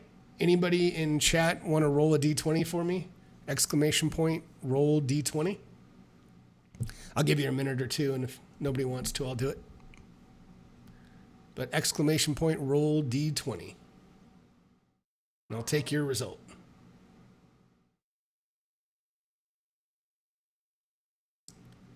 Anyone? Last call? Exclamation point, roll D20. All right. I will roll my D20. Next time, guys, next time. Look alive, look alive. Here we go, D20. 6. Darn it, I would have preferred your roll. So let's do that. You say a prayer and walk away from the altar feeling spiritually invigorated. I don't know. Return to 53 and choose another option. I want to talk to a priest. Quietly make your way up to a nearby female priest resplendent in her robes of gold. Welcome to our temple, traveler, she says warmly. From her accent, you pick her as a Zhent, but a non-Bane worshipping Zhent, that's rare. What do you ask about her? She is quite busy with various tasks of worship, but probably has time to answer one question. While I'm thinking about that, give me 1 second, guys. Okay, just wanted to check something. All right, what can you tell me about the Banite faith? How are they so prominent? Do you have any holy oil I could take in exchange for a donation? What other religions are present in Moonsea? I think I'm going to do the Banite faith. Seems interesting. Why are the Banites so prominent, you ask? Oh, the priest says, repeating your question. Because the men in its head are corrupt, ruthless murderers, that's why. And their gods reward such behavior. Never trust a devout Banite outlander, you could pay for it with your life. She goes on to tell you that the Church of Bane is undergoing a bit of internal strife. Orthodox Banites are at odds with Fazul's, Chimbrel's faction of worshippers, as the latter has done a deal with Manchun and the Black Network. They feel Fazul has sold out to Manchun and corrupted the faith. Interesting, you think? Where there is division, there is a chance to exploit that division. You thank the priest for her time, and she wanders off to attend to other duties. Let's talk to the elves. Why not? It might give me a point, but... You approach the elves and attempt to engage them in conversation, but they look slightly suspicious of you. Make a performance check. DC 11. Performance. Darn it. Well, I do have charisma of... Oh, what am I doing? I think I'd never played this game before. Performance, charisma, plus 3. 12? What did I need? 11, yes. Successful. The elves, one female and one male, engage you in conversation. They don't appear to know much that is useful to you, but are certainly friendly enough. The female introduces herself as Saline. She tells you that the main elven settlement in the Moonsea area is Elventree, which is near the forest of Cormanthor. Both these elves are from there. Myth Dranor is also nearby, and there are many elves within the ranks of the Knights of Myth Dranor, who are, according to these two, the Moonsea's best hope of freedom. You notice that Saline says this last statement with quite some amount of passion. You could ask her what she is specifically doing, or you could thank them. Yeah, let's ask her. Why not? Have you met the elf Saline before? So you greet each other fondly. If you've already have the Cold World Wand quest, you give Saline a knowing look and continue on. 253. No, that's not me. What brings me here, she asks, that you are perhaps better off knowing. Besides, I've only met you. How do I know I can trust you? You sit down next to them. Tell me, you repeat, you can trust me. She looks down at you a long time, holding your gaze as if peering into your soul. Very well, she says. My name is Celine Elacidil, and I come on a mission from Elventree on the south shore of Moonsea. She pauses here, sighing. My mother is the warden of Elventree, and her name is Elenial Elacidil. Jeez. Even though we are peaceful folk, still we are not hidden enough to escape the prying eyes of the powers that be. Fazul Chimbrel, High Priest of Bane, came to Elventree some weeks ago, looking to court my mother's favor, to see if the elves there would back Manchun if ever a war was to come. She denied him, saying that the elves wanted no part of Manchun's plan, so he left, seemingly accepting her decision. But later on that night, he had one of his minions, a Zhentarim spy, creep in and steal a precious artifact, the Wand of the Elven Mage. This is a treasured wand that has been in the Elacidil family for generations, and it is very powerful. He means to use it in some war that is coming, and by doing so will stain our family's legacy forever. And so I'm here to retrieve it, and I have a friend with me. We are going to break into Fazul's tower and retrieve the wand. To offer your help, otherwise with Charlotte. Yeah, why not? I'll help her. Celine is taken aback by your offer of assistance. Well, I won't say no. We could be killed, you know. And I don't have anything to pay you with, but you would be keeping power out of the hands of Manchun, so that's something. Think on it. If you still want to help us, meet us at the East Bridge, North End, 4 hours after dusk. If you still want to help her achieve her goals, take note of the code word Wand Quest. Jeez. Guys, I have a feeling I'm not going to finish this tonight. I'm going to probably go till about 9, which is about another 40 minutes.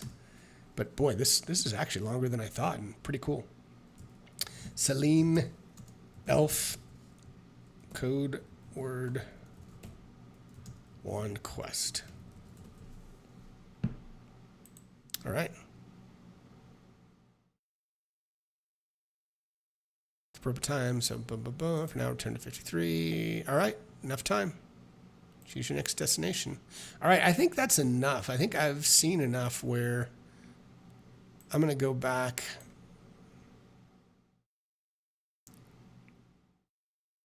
Return to the inn where you stayed last night. You make your way through the streets. You greet the innkeeper with a curt nod. And pay for another night's accommodations and make your way to your room, drawing the curtains. You're happy to see your room and quickly bed down to get some rest. You only have time to activate one code word from the list below. Wand Quest, Spectre Quest, Help Wendell. Oh, man. Let's do the Help Wendell. I want to see the Spectre Quest, but I'm going to do Help Wendell. Wow, that's pretty cool. I actually had all of them except the dock rescue. Erase the word Help Wendell from your character sheet. Okay.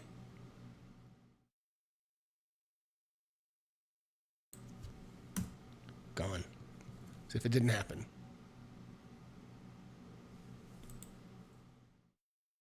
All right. Remembering you promised to the halfling merchant, you take a short rest, recover hit points as normal. That's cool. I like that.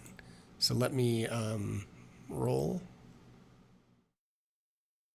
For now, I'm just going to roll. Let's do that one. Should I roll? Yeah, I might as well, because that's about average. So, all right. Okay. I'll take it, though. I do have 2 healing potions I haven't used, which is great. And then equip yourself to make your way into the darkened streets of Zhentil Keep. Following Wendell's directions, you navigate your way to his place of business. Despite the late hour, there are still a few Zents out and about, drunks staggering home from the tavern, a trio of bards playing merry songs from the night of wanderers, a man selling hot stew and fresh bread rolls at the side of the streets. It's all going on. You finally reach Wendell's essential, victuals, and see a light coming from inside. Knocking at the door, you only have to wait a few seconds, or a few moments, before Wendell Wheatfields presents himself before you, looking a lot more composed this time. Ah, you came, he says cheerfully. I was starting to wonder if I'd imagined the whole thing. Wendell shows you inside and provides you with a bite to eat and a glass of wine before addressing the issue of his cellar. Shall we go take a look, he asks. You nod. Wendell leads you down a flight of stairs to his basement where the cellar is situated. It is cool and dark in the merchant's basement area, and he kindles a lantern which sheds golden rays down the narrow stone passage. Soon you emerge in the cellar. I've got to remember that. I do have a lantern because I do not have dark vision, so I can't use a shield or 2-weapon fighting. Wendell leads you to a bare patch of wall and reaches behind a piece of stonework, activating some hidden mechanism. A low door, more of a slab of white stone, slides to the left, revealing a passageway beyond. My friend found it purely by accident, he tells you. He was helping me move some crates, and he knocked this part of the wall with the edge of a crate, and it just slid open. Took us a while to figure out what he'd done, but there you go. You put your head through the hole and peer down into the darkness. If you have non-dark vision, you borrow Wendell's lantern. I have my own. A roughly hewn stairway carved out of the earth itself leads down into the darkness. Looking closer, you see a multitude of footprints. To inspect the footprints, make a survival check, DC 12. Don't have survival as a great skill, but I'll try it.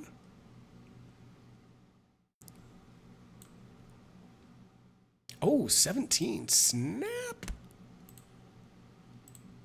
That's a good roll. If you're successful, yeah. You have definitely seen such tracks before near the lair of goblin tribes. These are goblin prints. Oh, yeah.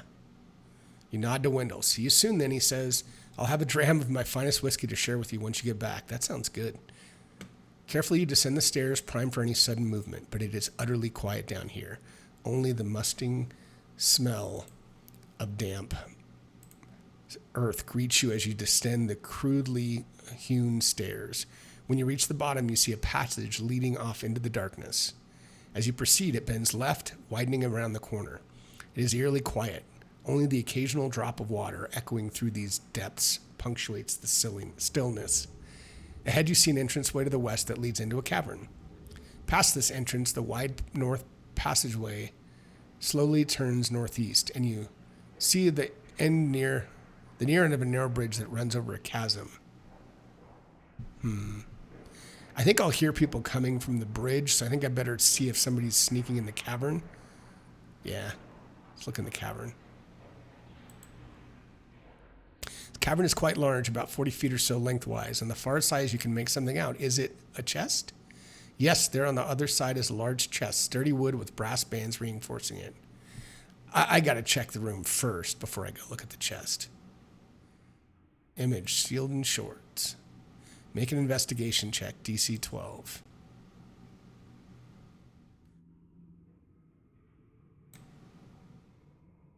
Yes. The gods are with me this evening, everyone. That was a 16, so yep. You explore the room thoroughly, and it doesn't take you long before you see it. A rectangular outline on the floor, and just visible the tops of hinges. That chest was put there to lure you into a pit trap. Carefully, you skirt around the outside of the trap to get to the chest and open the lid. All it contains is sand. Shaking your head in disgust, you leave the room and continue towards the bridge. The chasm. You continue forward, following the passage as it bends around to the right. After walking for a few minutes, you see that a wide abyss bisects the passage like some huge, ghastly maw. Only a narrow earthen bridge spans the chasm. Gingerly, you walk across, careful to keep your balance. You reach the far side of the bridge in one piece and continue down the passage. I'm going to get rid of the other map, too. I don't need the map of Zhentil Keep right now, I don't think. Once past the chasm, you continue walking for some time, at least half an hour, by your reckoning. Finally, you reach a junction where a passage branches off to the north. Take this passage or continue east. I'm going to turn north. Just that was my first instinct. You make your way down a narrow passage which looks freshly hewn from the earth. From ahead comes the smell of incense, and you recognize it as a commonly available incense used in the worship of many different deities. You creep forward, wary of any beings that might inhabit the way ahead, and you see light emanating from an open doorway, which lies at the end of the passage. Slowing your progress, you approach stealthily. So you reach the doorway, you get a view into the room, and it appears vacant. Beyond the doorway is a well-lit chamber, and you enter, keeping a watch on all sides. No, it is definitely empty in here, but it does show signs of recent habitation. There are torches ablaze on the walls, and at the far end is a low alcove containing an altar. Atop the altar is an idol of a hulking black beast, some sort of goblinoid creature. You aren't sure whether you have seen this before, but you have a feeling you might have. Religion check.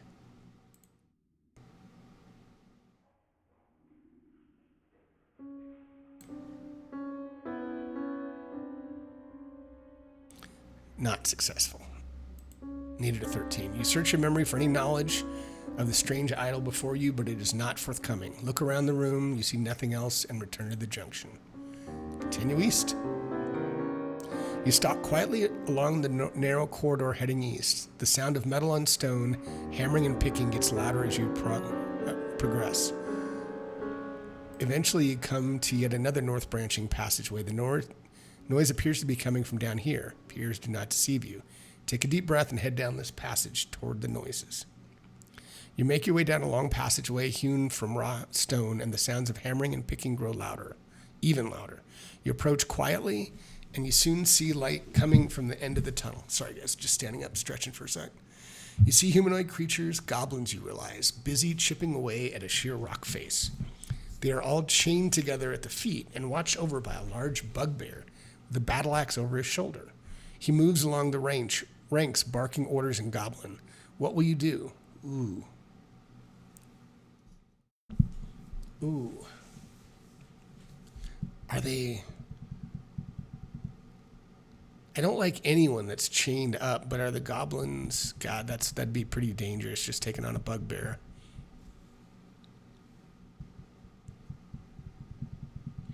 I'm going to try to take him out. These guys are all down here, and there's something sinister up, and he's having them do something here. It doesn't look legit, so I'm going to attempt a surprise attack. Tiptoe behind the bugbear.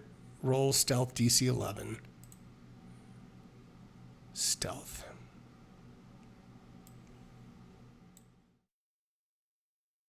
Yes. Almost used advantage, but I didn't want to waste it yet. If successful, go to the bugbear combat sheet and make one surprise attack with advantage. Then begin combat as normal. Okay. Excellent. So let's do this. Let me see. Oh, and I even have this. Let's do that.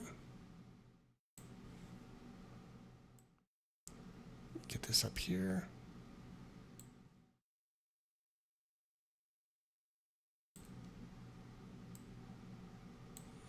Why didn't that start? There we go. Bugbear battle. Love it. Hopefully it's not too loud. Let's do this. Let's do this. Put him on the encounter. Sirenscape bugbear battle. Thank you, Sirenscape. So first I get a surprise attack at him. So I'm going to say that I sneak up kind of behind him here. Target him. Because that's what it said. And I will start the combat. Well, we don't need to... Yeah, I don't need to roll initiative first because it's giving me a surprise. So, and I do get advantage, right? Surprise attack. And attack him. Oh my god, I missed with advantage. That's not good. Roll initiative. Excellent. God dang it. So let's roll initiative, NPC initiatives. So he's got a 17. Now I roll my initiative. I should have just hotkeyed that. Oh my god. Okay, this is not going to go well for me. All right. So what does he do? This is uncomplicated. Duke it out with no train effects. Goblins are all chilling in your favor. At least you think so. All right. So let's go to round 0. All right. He's going to battle axe me. He's going to swing. This might be my last battle of the night. Oh, and he hits. Light. Okay. All right. I'm going to swing at him. Oh. You know what? I'm going to use my inspiration. I don't know why, but I just feel like I need to use it. So let me take it off my sheet. Uncheck it. Check advantage. And swing away at this guy. Come on, give me something good. Crit would be nice. Okay, hit. Sneak attack. Damage. Holy crap. That was a good sneak attack roll. All right, so then I got one attack. So I'm gonna cunning action. Oh, actually, I don't need to disengage. I'm gonna dash. Because cunning action does allow you to disengage or dash, and I don't need to because I have the swashbuckler. So I'm going to see, he can probably still get to me. Probably doesn't matter, does it? Well, I haven't moved.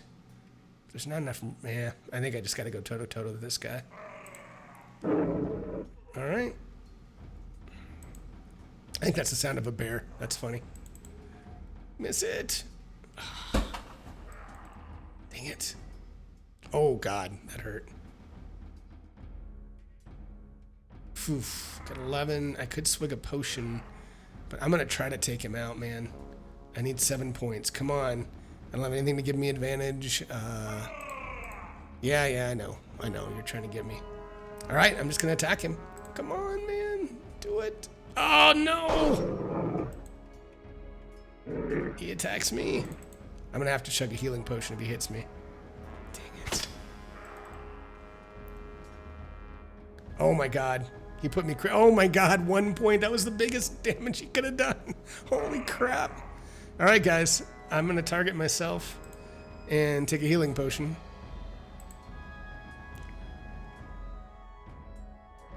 It wasn't bad.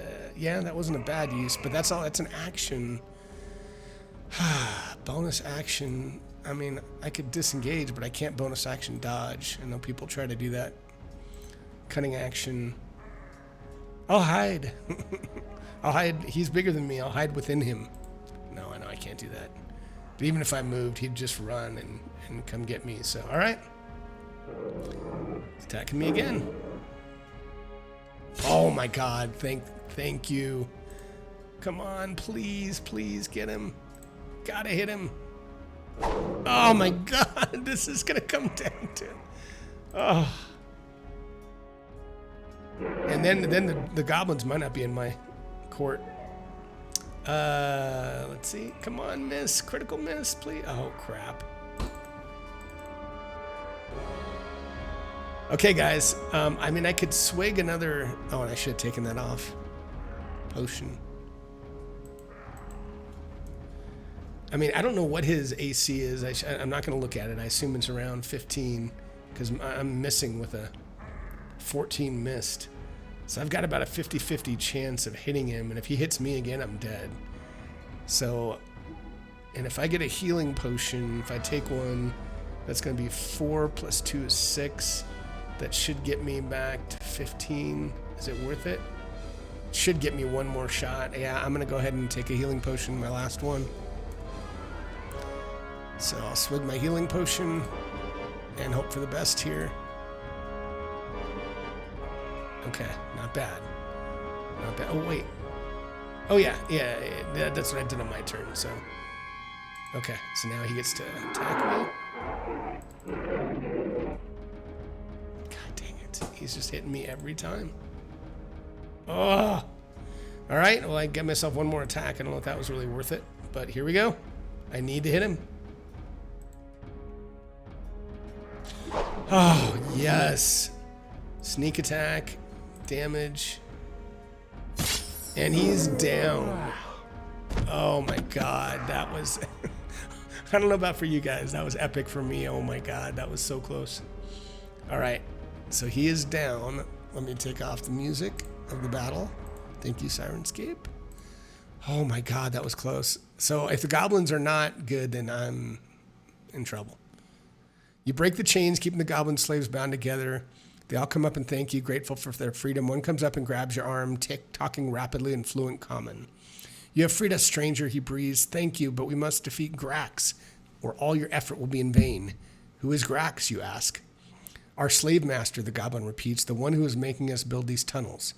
He wants to tunnel all the way to the dragon spines, and he has the blessing of the powerful human Manchun to do so. He is in league with wicked, evil men. Is he the one who has been stealing from the merchants, you ask, motioning back in the direction you came? The sellers of merchants in Zhentil Keep? Or have you been stealing from him? The goblin nods vigorously. Yes, he made us do it. The goblin, his name is Zlug, tells you all that has been going down here, on here. He and the other goblins have been down here tunneling passages for close to 4 years now. They made their way from the underground home in the south, shipping through the rock, and now they are underneath the city of Zhentil Keep. By the time the Zlug has finished talking to you, nearly all of the goblins have slunk off in fear of reprisals from the one they call Grax, whose lair is somewhere down the passage to the east. Zlug and his brother, Slug, however, are not so cowardly and are waiting around to see what you will do. You tell them of your mission to reclaim the goods of Wendell wheat fields, and they brighten at this. They tell you Grax directed them to steal from the sellers of many merchants, and that they will help you reclaim the goods. They also tell you there is no way you will be able to face Grax alone. He has a vicious warg named Chopper, who has killed many of their goblin comrades. Facing Grax and Chopper alone, that would be suicide for you, stranger. Zlug and Slug offer to help you in this quest. On the body of the bugbear enforcer, you find a battle axe and a short sword. After a brief argument over who gets the battle axe, Zlug and Slug take these weapons, testing them out with a few swings. Two goblin brothers look malnourished, not particularly strong. They assured you that their father trained them with weapons from a young age, and they are keen to get their revenge on the bugbear tyrant who has made their lives a misery for so long. Also, such a victory would ensure high status and reputation when they return to their village. Once you are ready, all three of you move back to the next junction, mind set on the task of defeating Grax, the bugbear tyrant. I've got like no health here, so what are they going to allow me to do? Carefully, you creep down the passageway towards the east. He's down here somewhere, Slug growls. He keeps all the food stores down here too, all the good stuff. We've never been allowed down here. All we get is a few dry biscuits and a bit of bread every day. This draws a hateful sneer from Slug. After some time, you reach a T-junction where the passageway runs north and south. From the south, a chill wind blows. Slug raises his nose to the air. I'd know that smell anywhere, he says. It's the smell of our goblin caves, many miles away. Our home, Slug says quietly. Then they both look north and frown. The passage in that direction looks freshly hewn in comparison to the south, which looks centuries old. It's all coming back to me, Slug says. We came here from the south, to here. Grax lured us here, just a few of us, with promises of gold and riches. Once we were here, his true plan was revealed. He lures fresh goblins here all the time, enslaving them with the help of his bugbear henchmen. You ask if there are more bugbears apart from the enforcer you encountered. Haven't seen any for a while, Slug says. There must be a way south recruiting new slaves. So it's just Grag then and Chopper. I mean, I'm going to die, but I don't really have any choice. As stealthily as you can, you move. You creep up the passageway to the north. After only a few minutes, you see a wooden door at the end of the passageway. Cautiously, you move towards it. Moving up, you listen at the door. The only sound you hear is a wet chomping. Chopper, Slug whispers to you, his warg must be eating. Perhaps Grax is sleeping. You nod. And the three of you quickly formulate a plan to try and give you advantage in this combat. You could cast the spell Pass Without a Trace here, deducting a spell slot. If you choose to do so, take an automatic success. If you were seen by a bugbear in the pit room earlier, then make the following... No, I don't. To see if you can creep through the door unnoticed, make a stealth check. Take notice... God. It doesn't really give me an ability to bail on this, so I'm going to keep playing it out. Stealth. Come on. Oh, boy. That was very timely. See if you... So I did pass, and then let's go to the combat sheet. Okay. So let's do this. I'll probably do this battle and then call it for the night since it's 8:45. We'll see.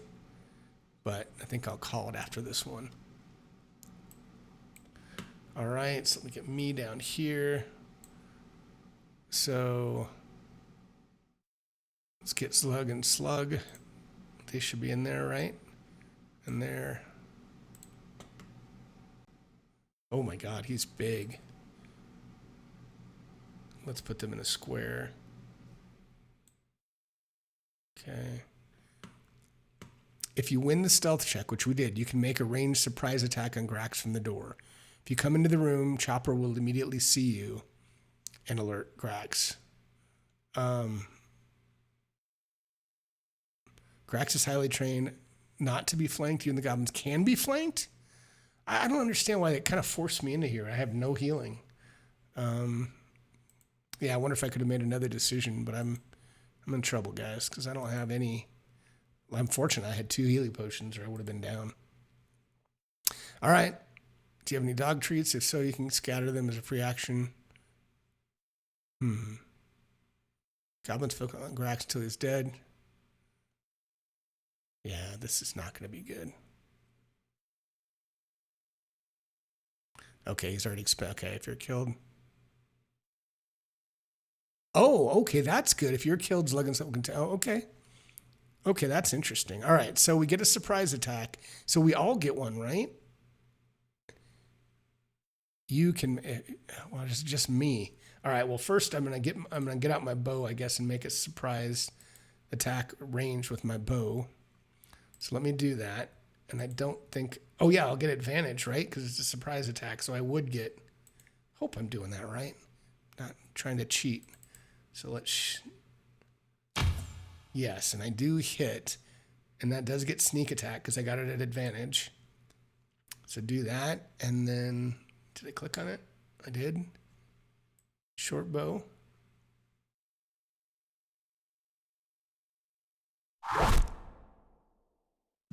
Oh man, that was a good attack. Excellent. So I guess I'm just going to give myself a sneak attack because it just said you. It doesn't say the other guys. If you come in, okay. So, all right. So now roll initiative. Let's roll initiative for everyone. We'll roll the NPC initiatives. So that rolled all of them. So let me roll my initiative. Oh, better. Yes. That was clutch, guys. I have a chance, maybe.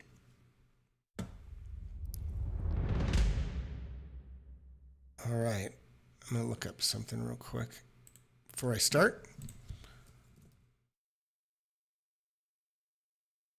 All right. We won't go with any sound. We'll just kind of make it old school here. So let me make sure these are all... Ooh, that warg looks nasty.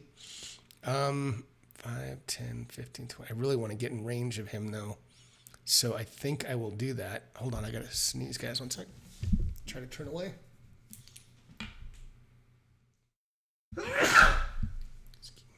Excuse me. Excuse me. All right. Let's get back at this. All right. So I'm going to move 25, 5, 10, 15, 20, 25 here. And I'm going to target Grax. I'm going to drop my short sword right here. Or, sorry, my... what am I trying to say? I'm getting tired. I'm going to have to quit after this one. So we'll do that. That's where I drop my bow and pull out my rapier. So I'm going to attack him with my rapier. So let's do this at Grax. Oh, God dang it. Okay. So this is Slug. Let's take a look at Slug. Now, I know he can't be flanked, but do they have the bonus action disengage and all that? Slug deals 1, 2, when he hits a target, he has a combat advantage against. Immediate reaction when missed by a melee attack. That's cool. So I guess he's going to get in melee. And knowing that they might try to flank us, he's going to come next to... Well, I don't know if I should know that. All right. But we can't flank. We can flank the warg, I think. But he's going to go here. And... Wait, did I do the right one? Slug, yep. And he targets Grax, and he's going to swing at him. Oh, God. The goblins focus all attacks on Grax until he's dead. Okay. I don't have treats. At least I don't think I do. Okay, the first, to determine who attacks after his first turn, roll a d6.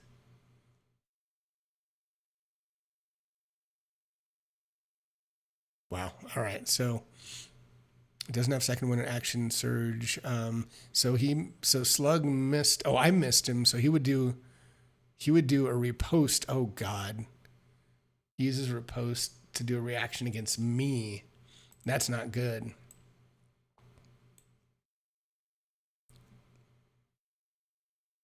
Reaction attack when oh God. This can be bad. This can be bad. So he's going to use a riposte to attack me, and if he hits, I'm down. Oh, fudge.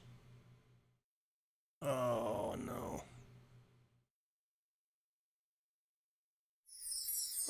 Oh, no, I'm down. All right, so then he went, Scugs, lugs up. This is not going to end well.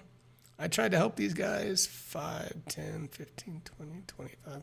Goblins have 30, right? Yep, 30. Gonna move up here. Attack. That was funny. He hit. Heavy.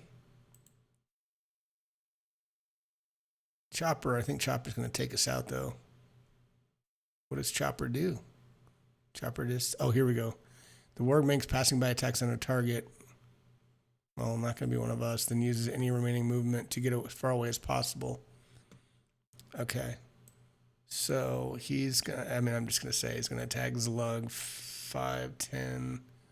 Wait, 5, 10, 15. Is that right? Started here. So that's 5, 10. Okay, so he's going to bite at Slug. He hits. And what happens? Does he automatically, if the target is a creature, must see on DC strength or be knocked prone? And that is Slug.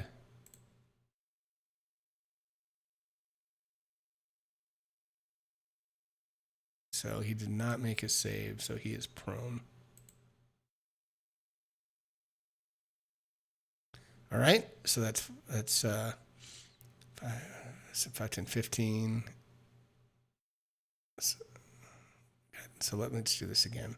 5, 10, 15, 20, 25, 30, 35, 40, 45, 50.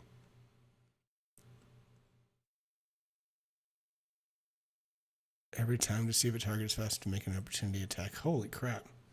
So only his lug would have, but he's prone. I don't think I'm going to let him take an opportunity attack. Maybe I should. I've never looked that up. All right. Grax. God. So what is he going to do first? Attacks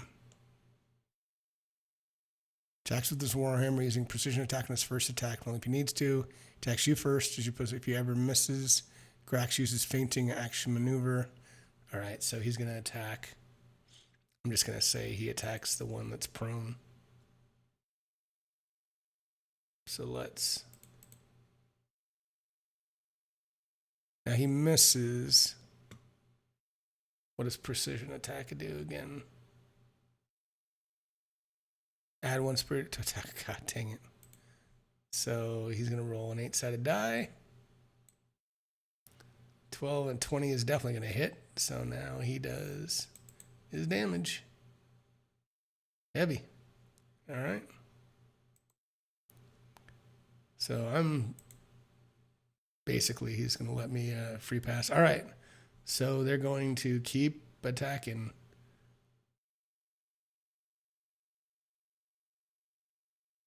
Yes. Yes. Oh, that was good. That was big. Slug, come on, man. Come on. Oh, he's gonna stand up. Then he's gonna attack. He really needs this to hit. Oh, yes. Oh, he's down.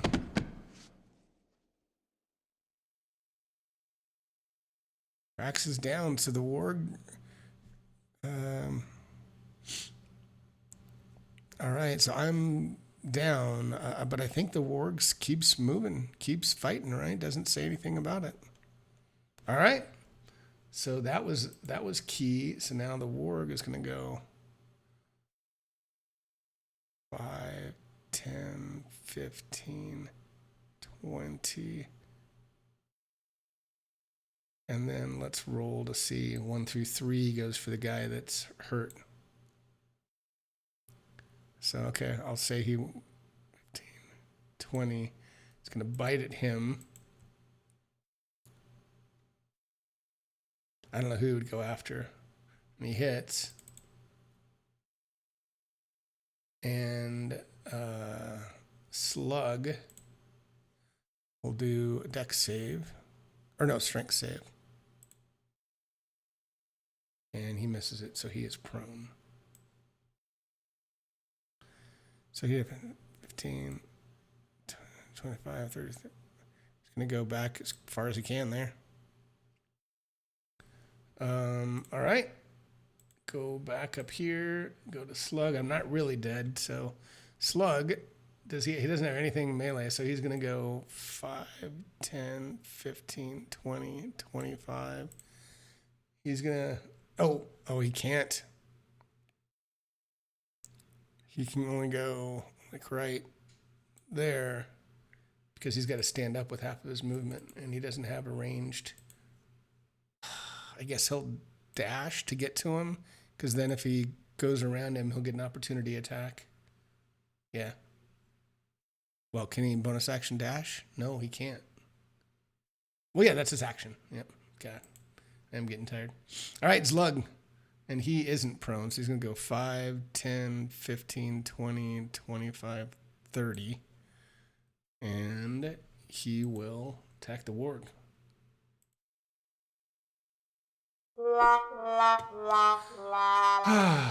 Very timely. All right, Chopper is gonna. He's gonna see 1 through 3, the top one, 1 through 3, the top one. So 4, 5, 6. He's gonna bite Slug on his way past. So target Slug. He hits. Oh, and Slug is down. Oh no. And he's gonna run by 5, 10, 15. Is that right? 5. And while he does this, Zlug needs to make, what is it, a dex save? Is that what it said?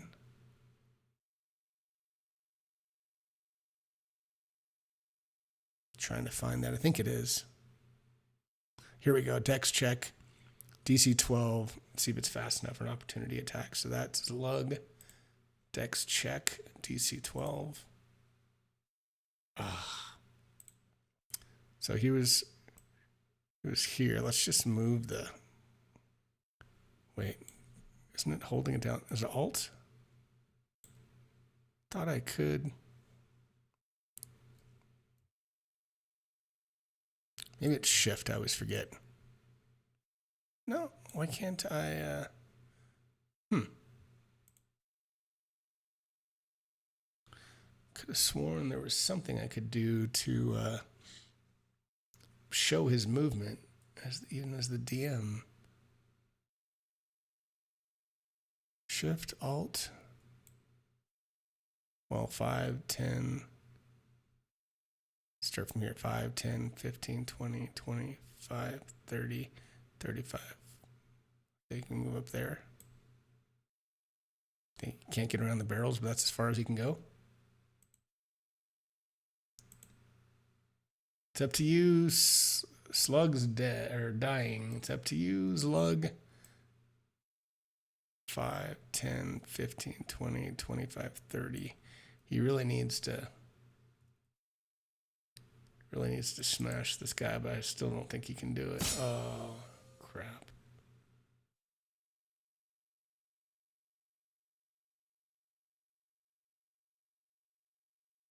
Oh, no. I think this is done. And he targets Zlug, and he bites him, and he hits.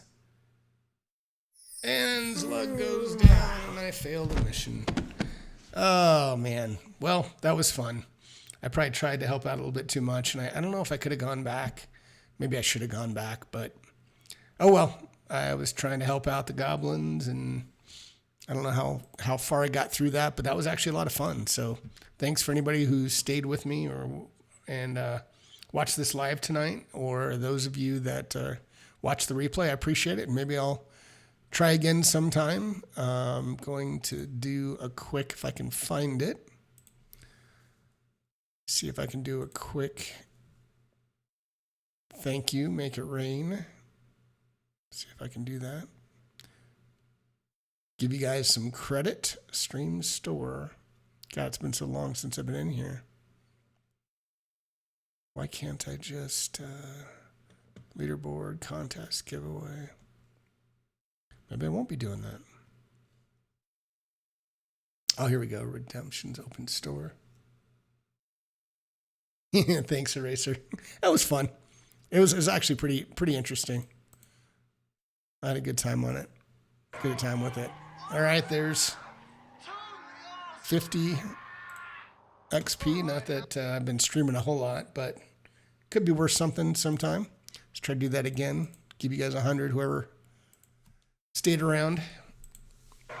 All right, there's 100 gold pieces. All right, guys, I'm out, or XP, I should say. Have a great night. Thanks, Eraser, for staying around and fighting Kroll and doing all that stuff. And maybe I'll try this again sometime. Till next time, guys, I will see you around the Fantasy Grounds forums, hopefully. Good night, all.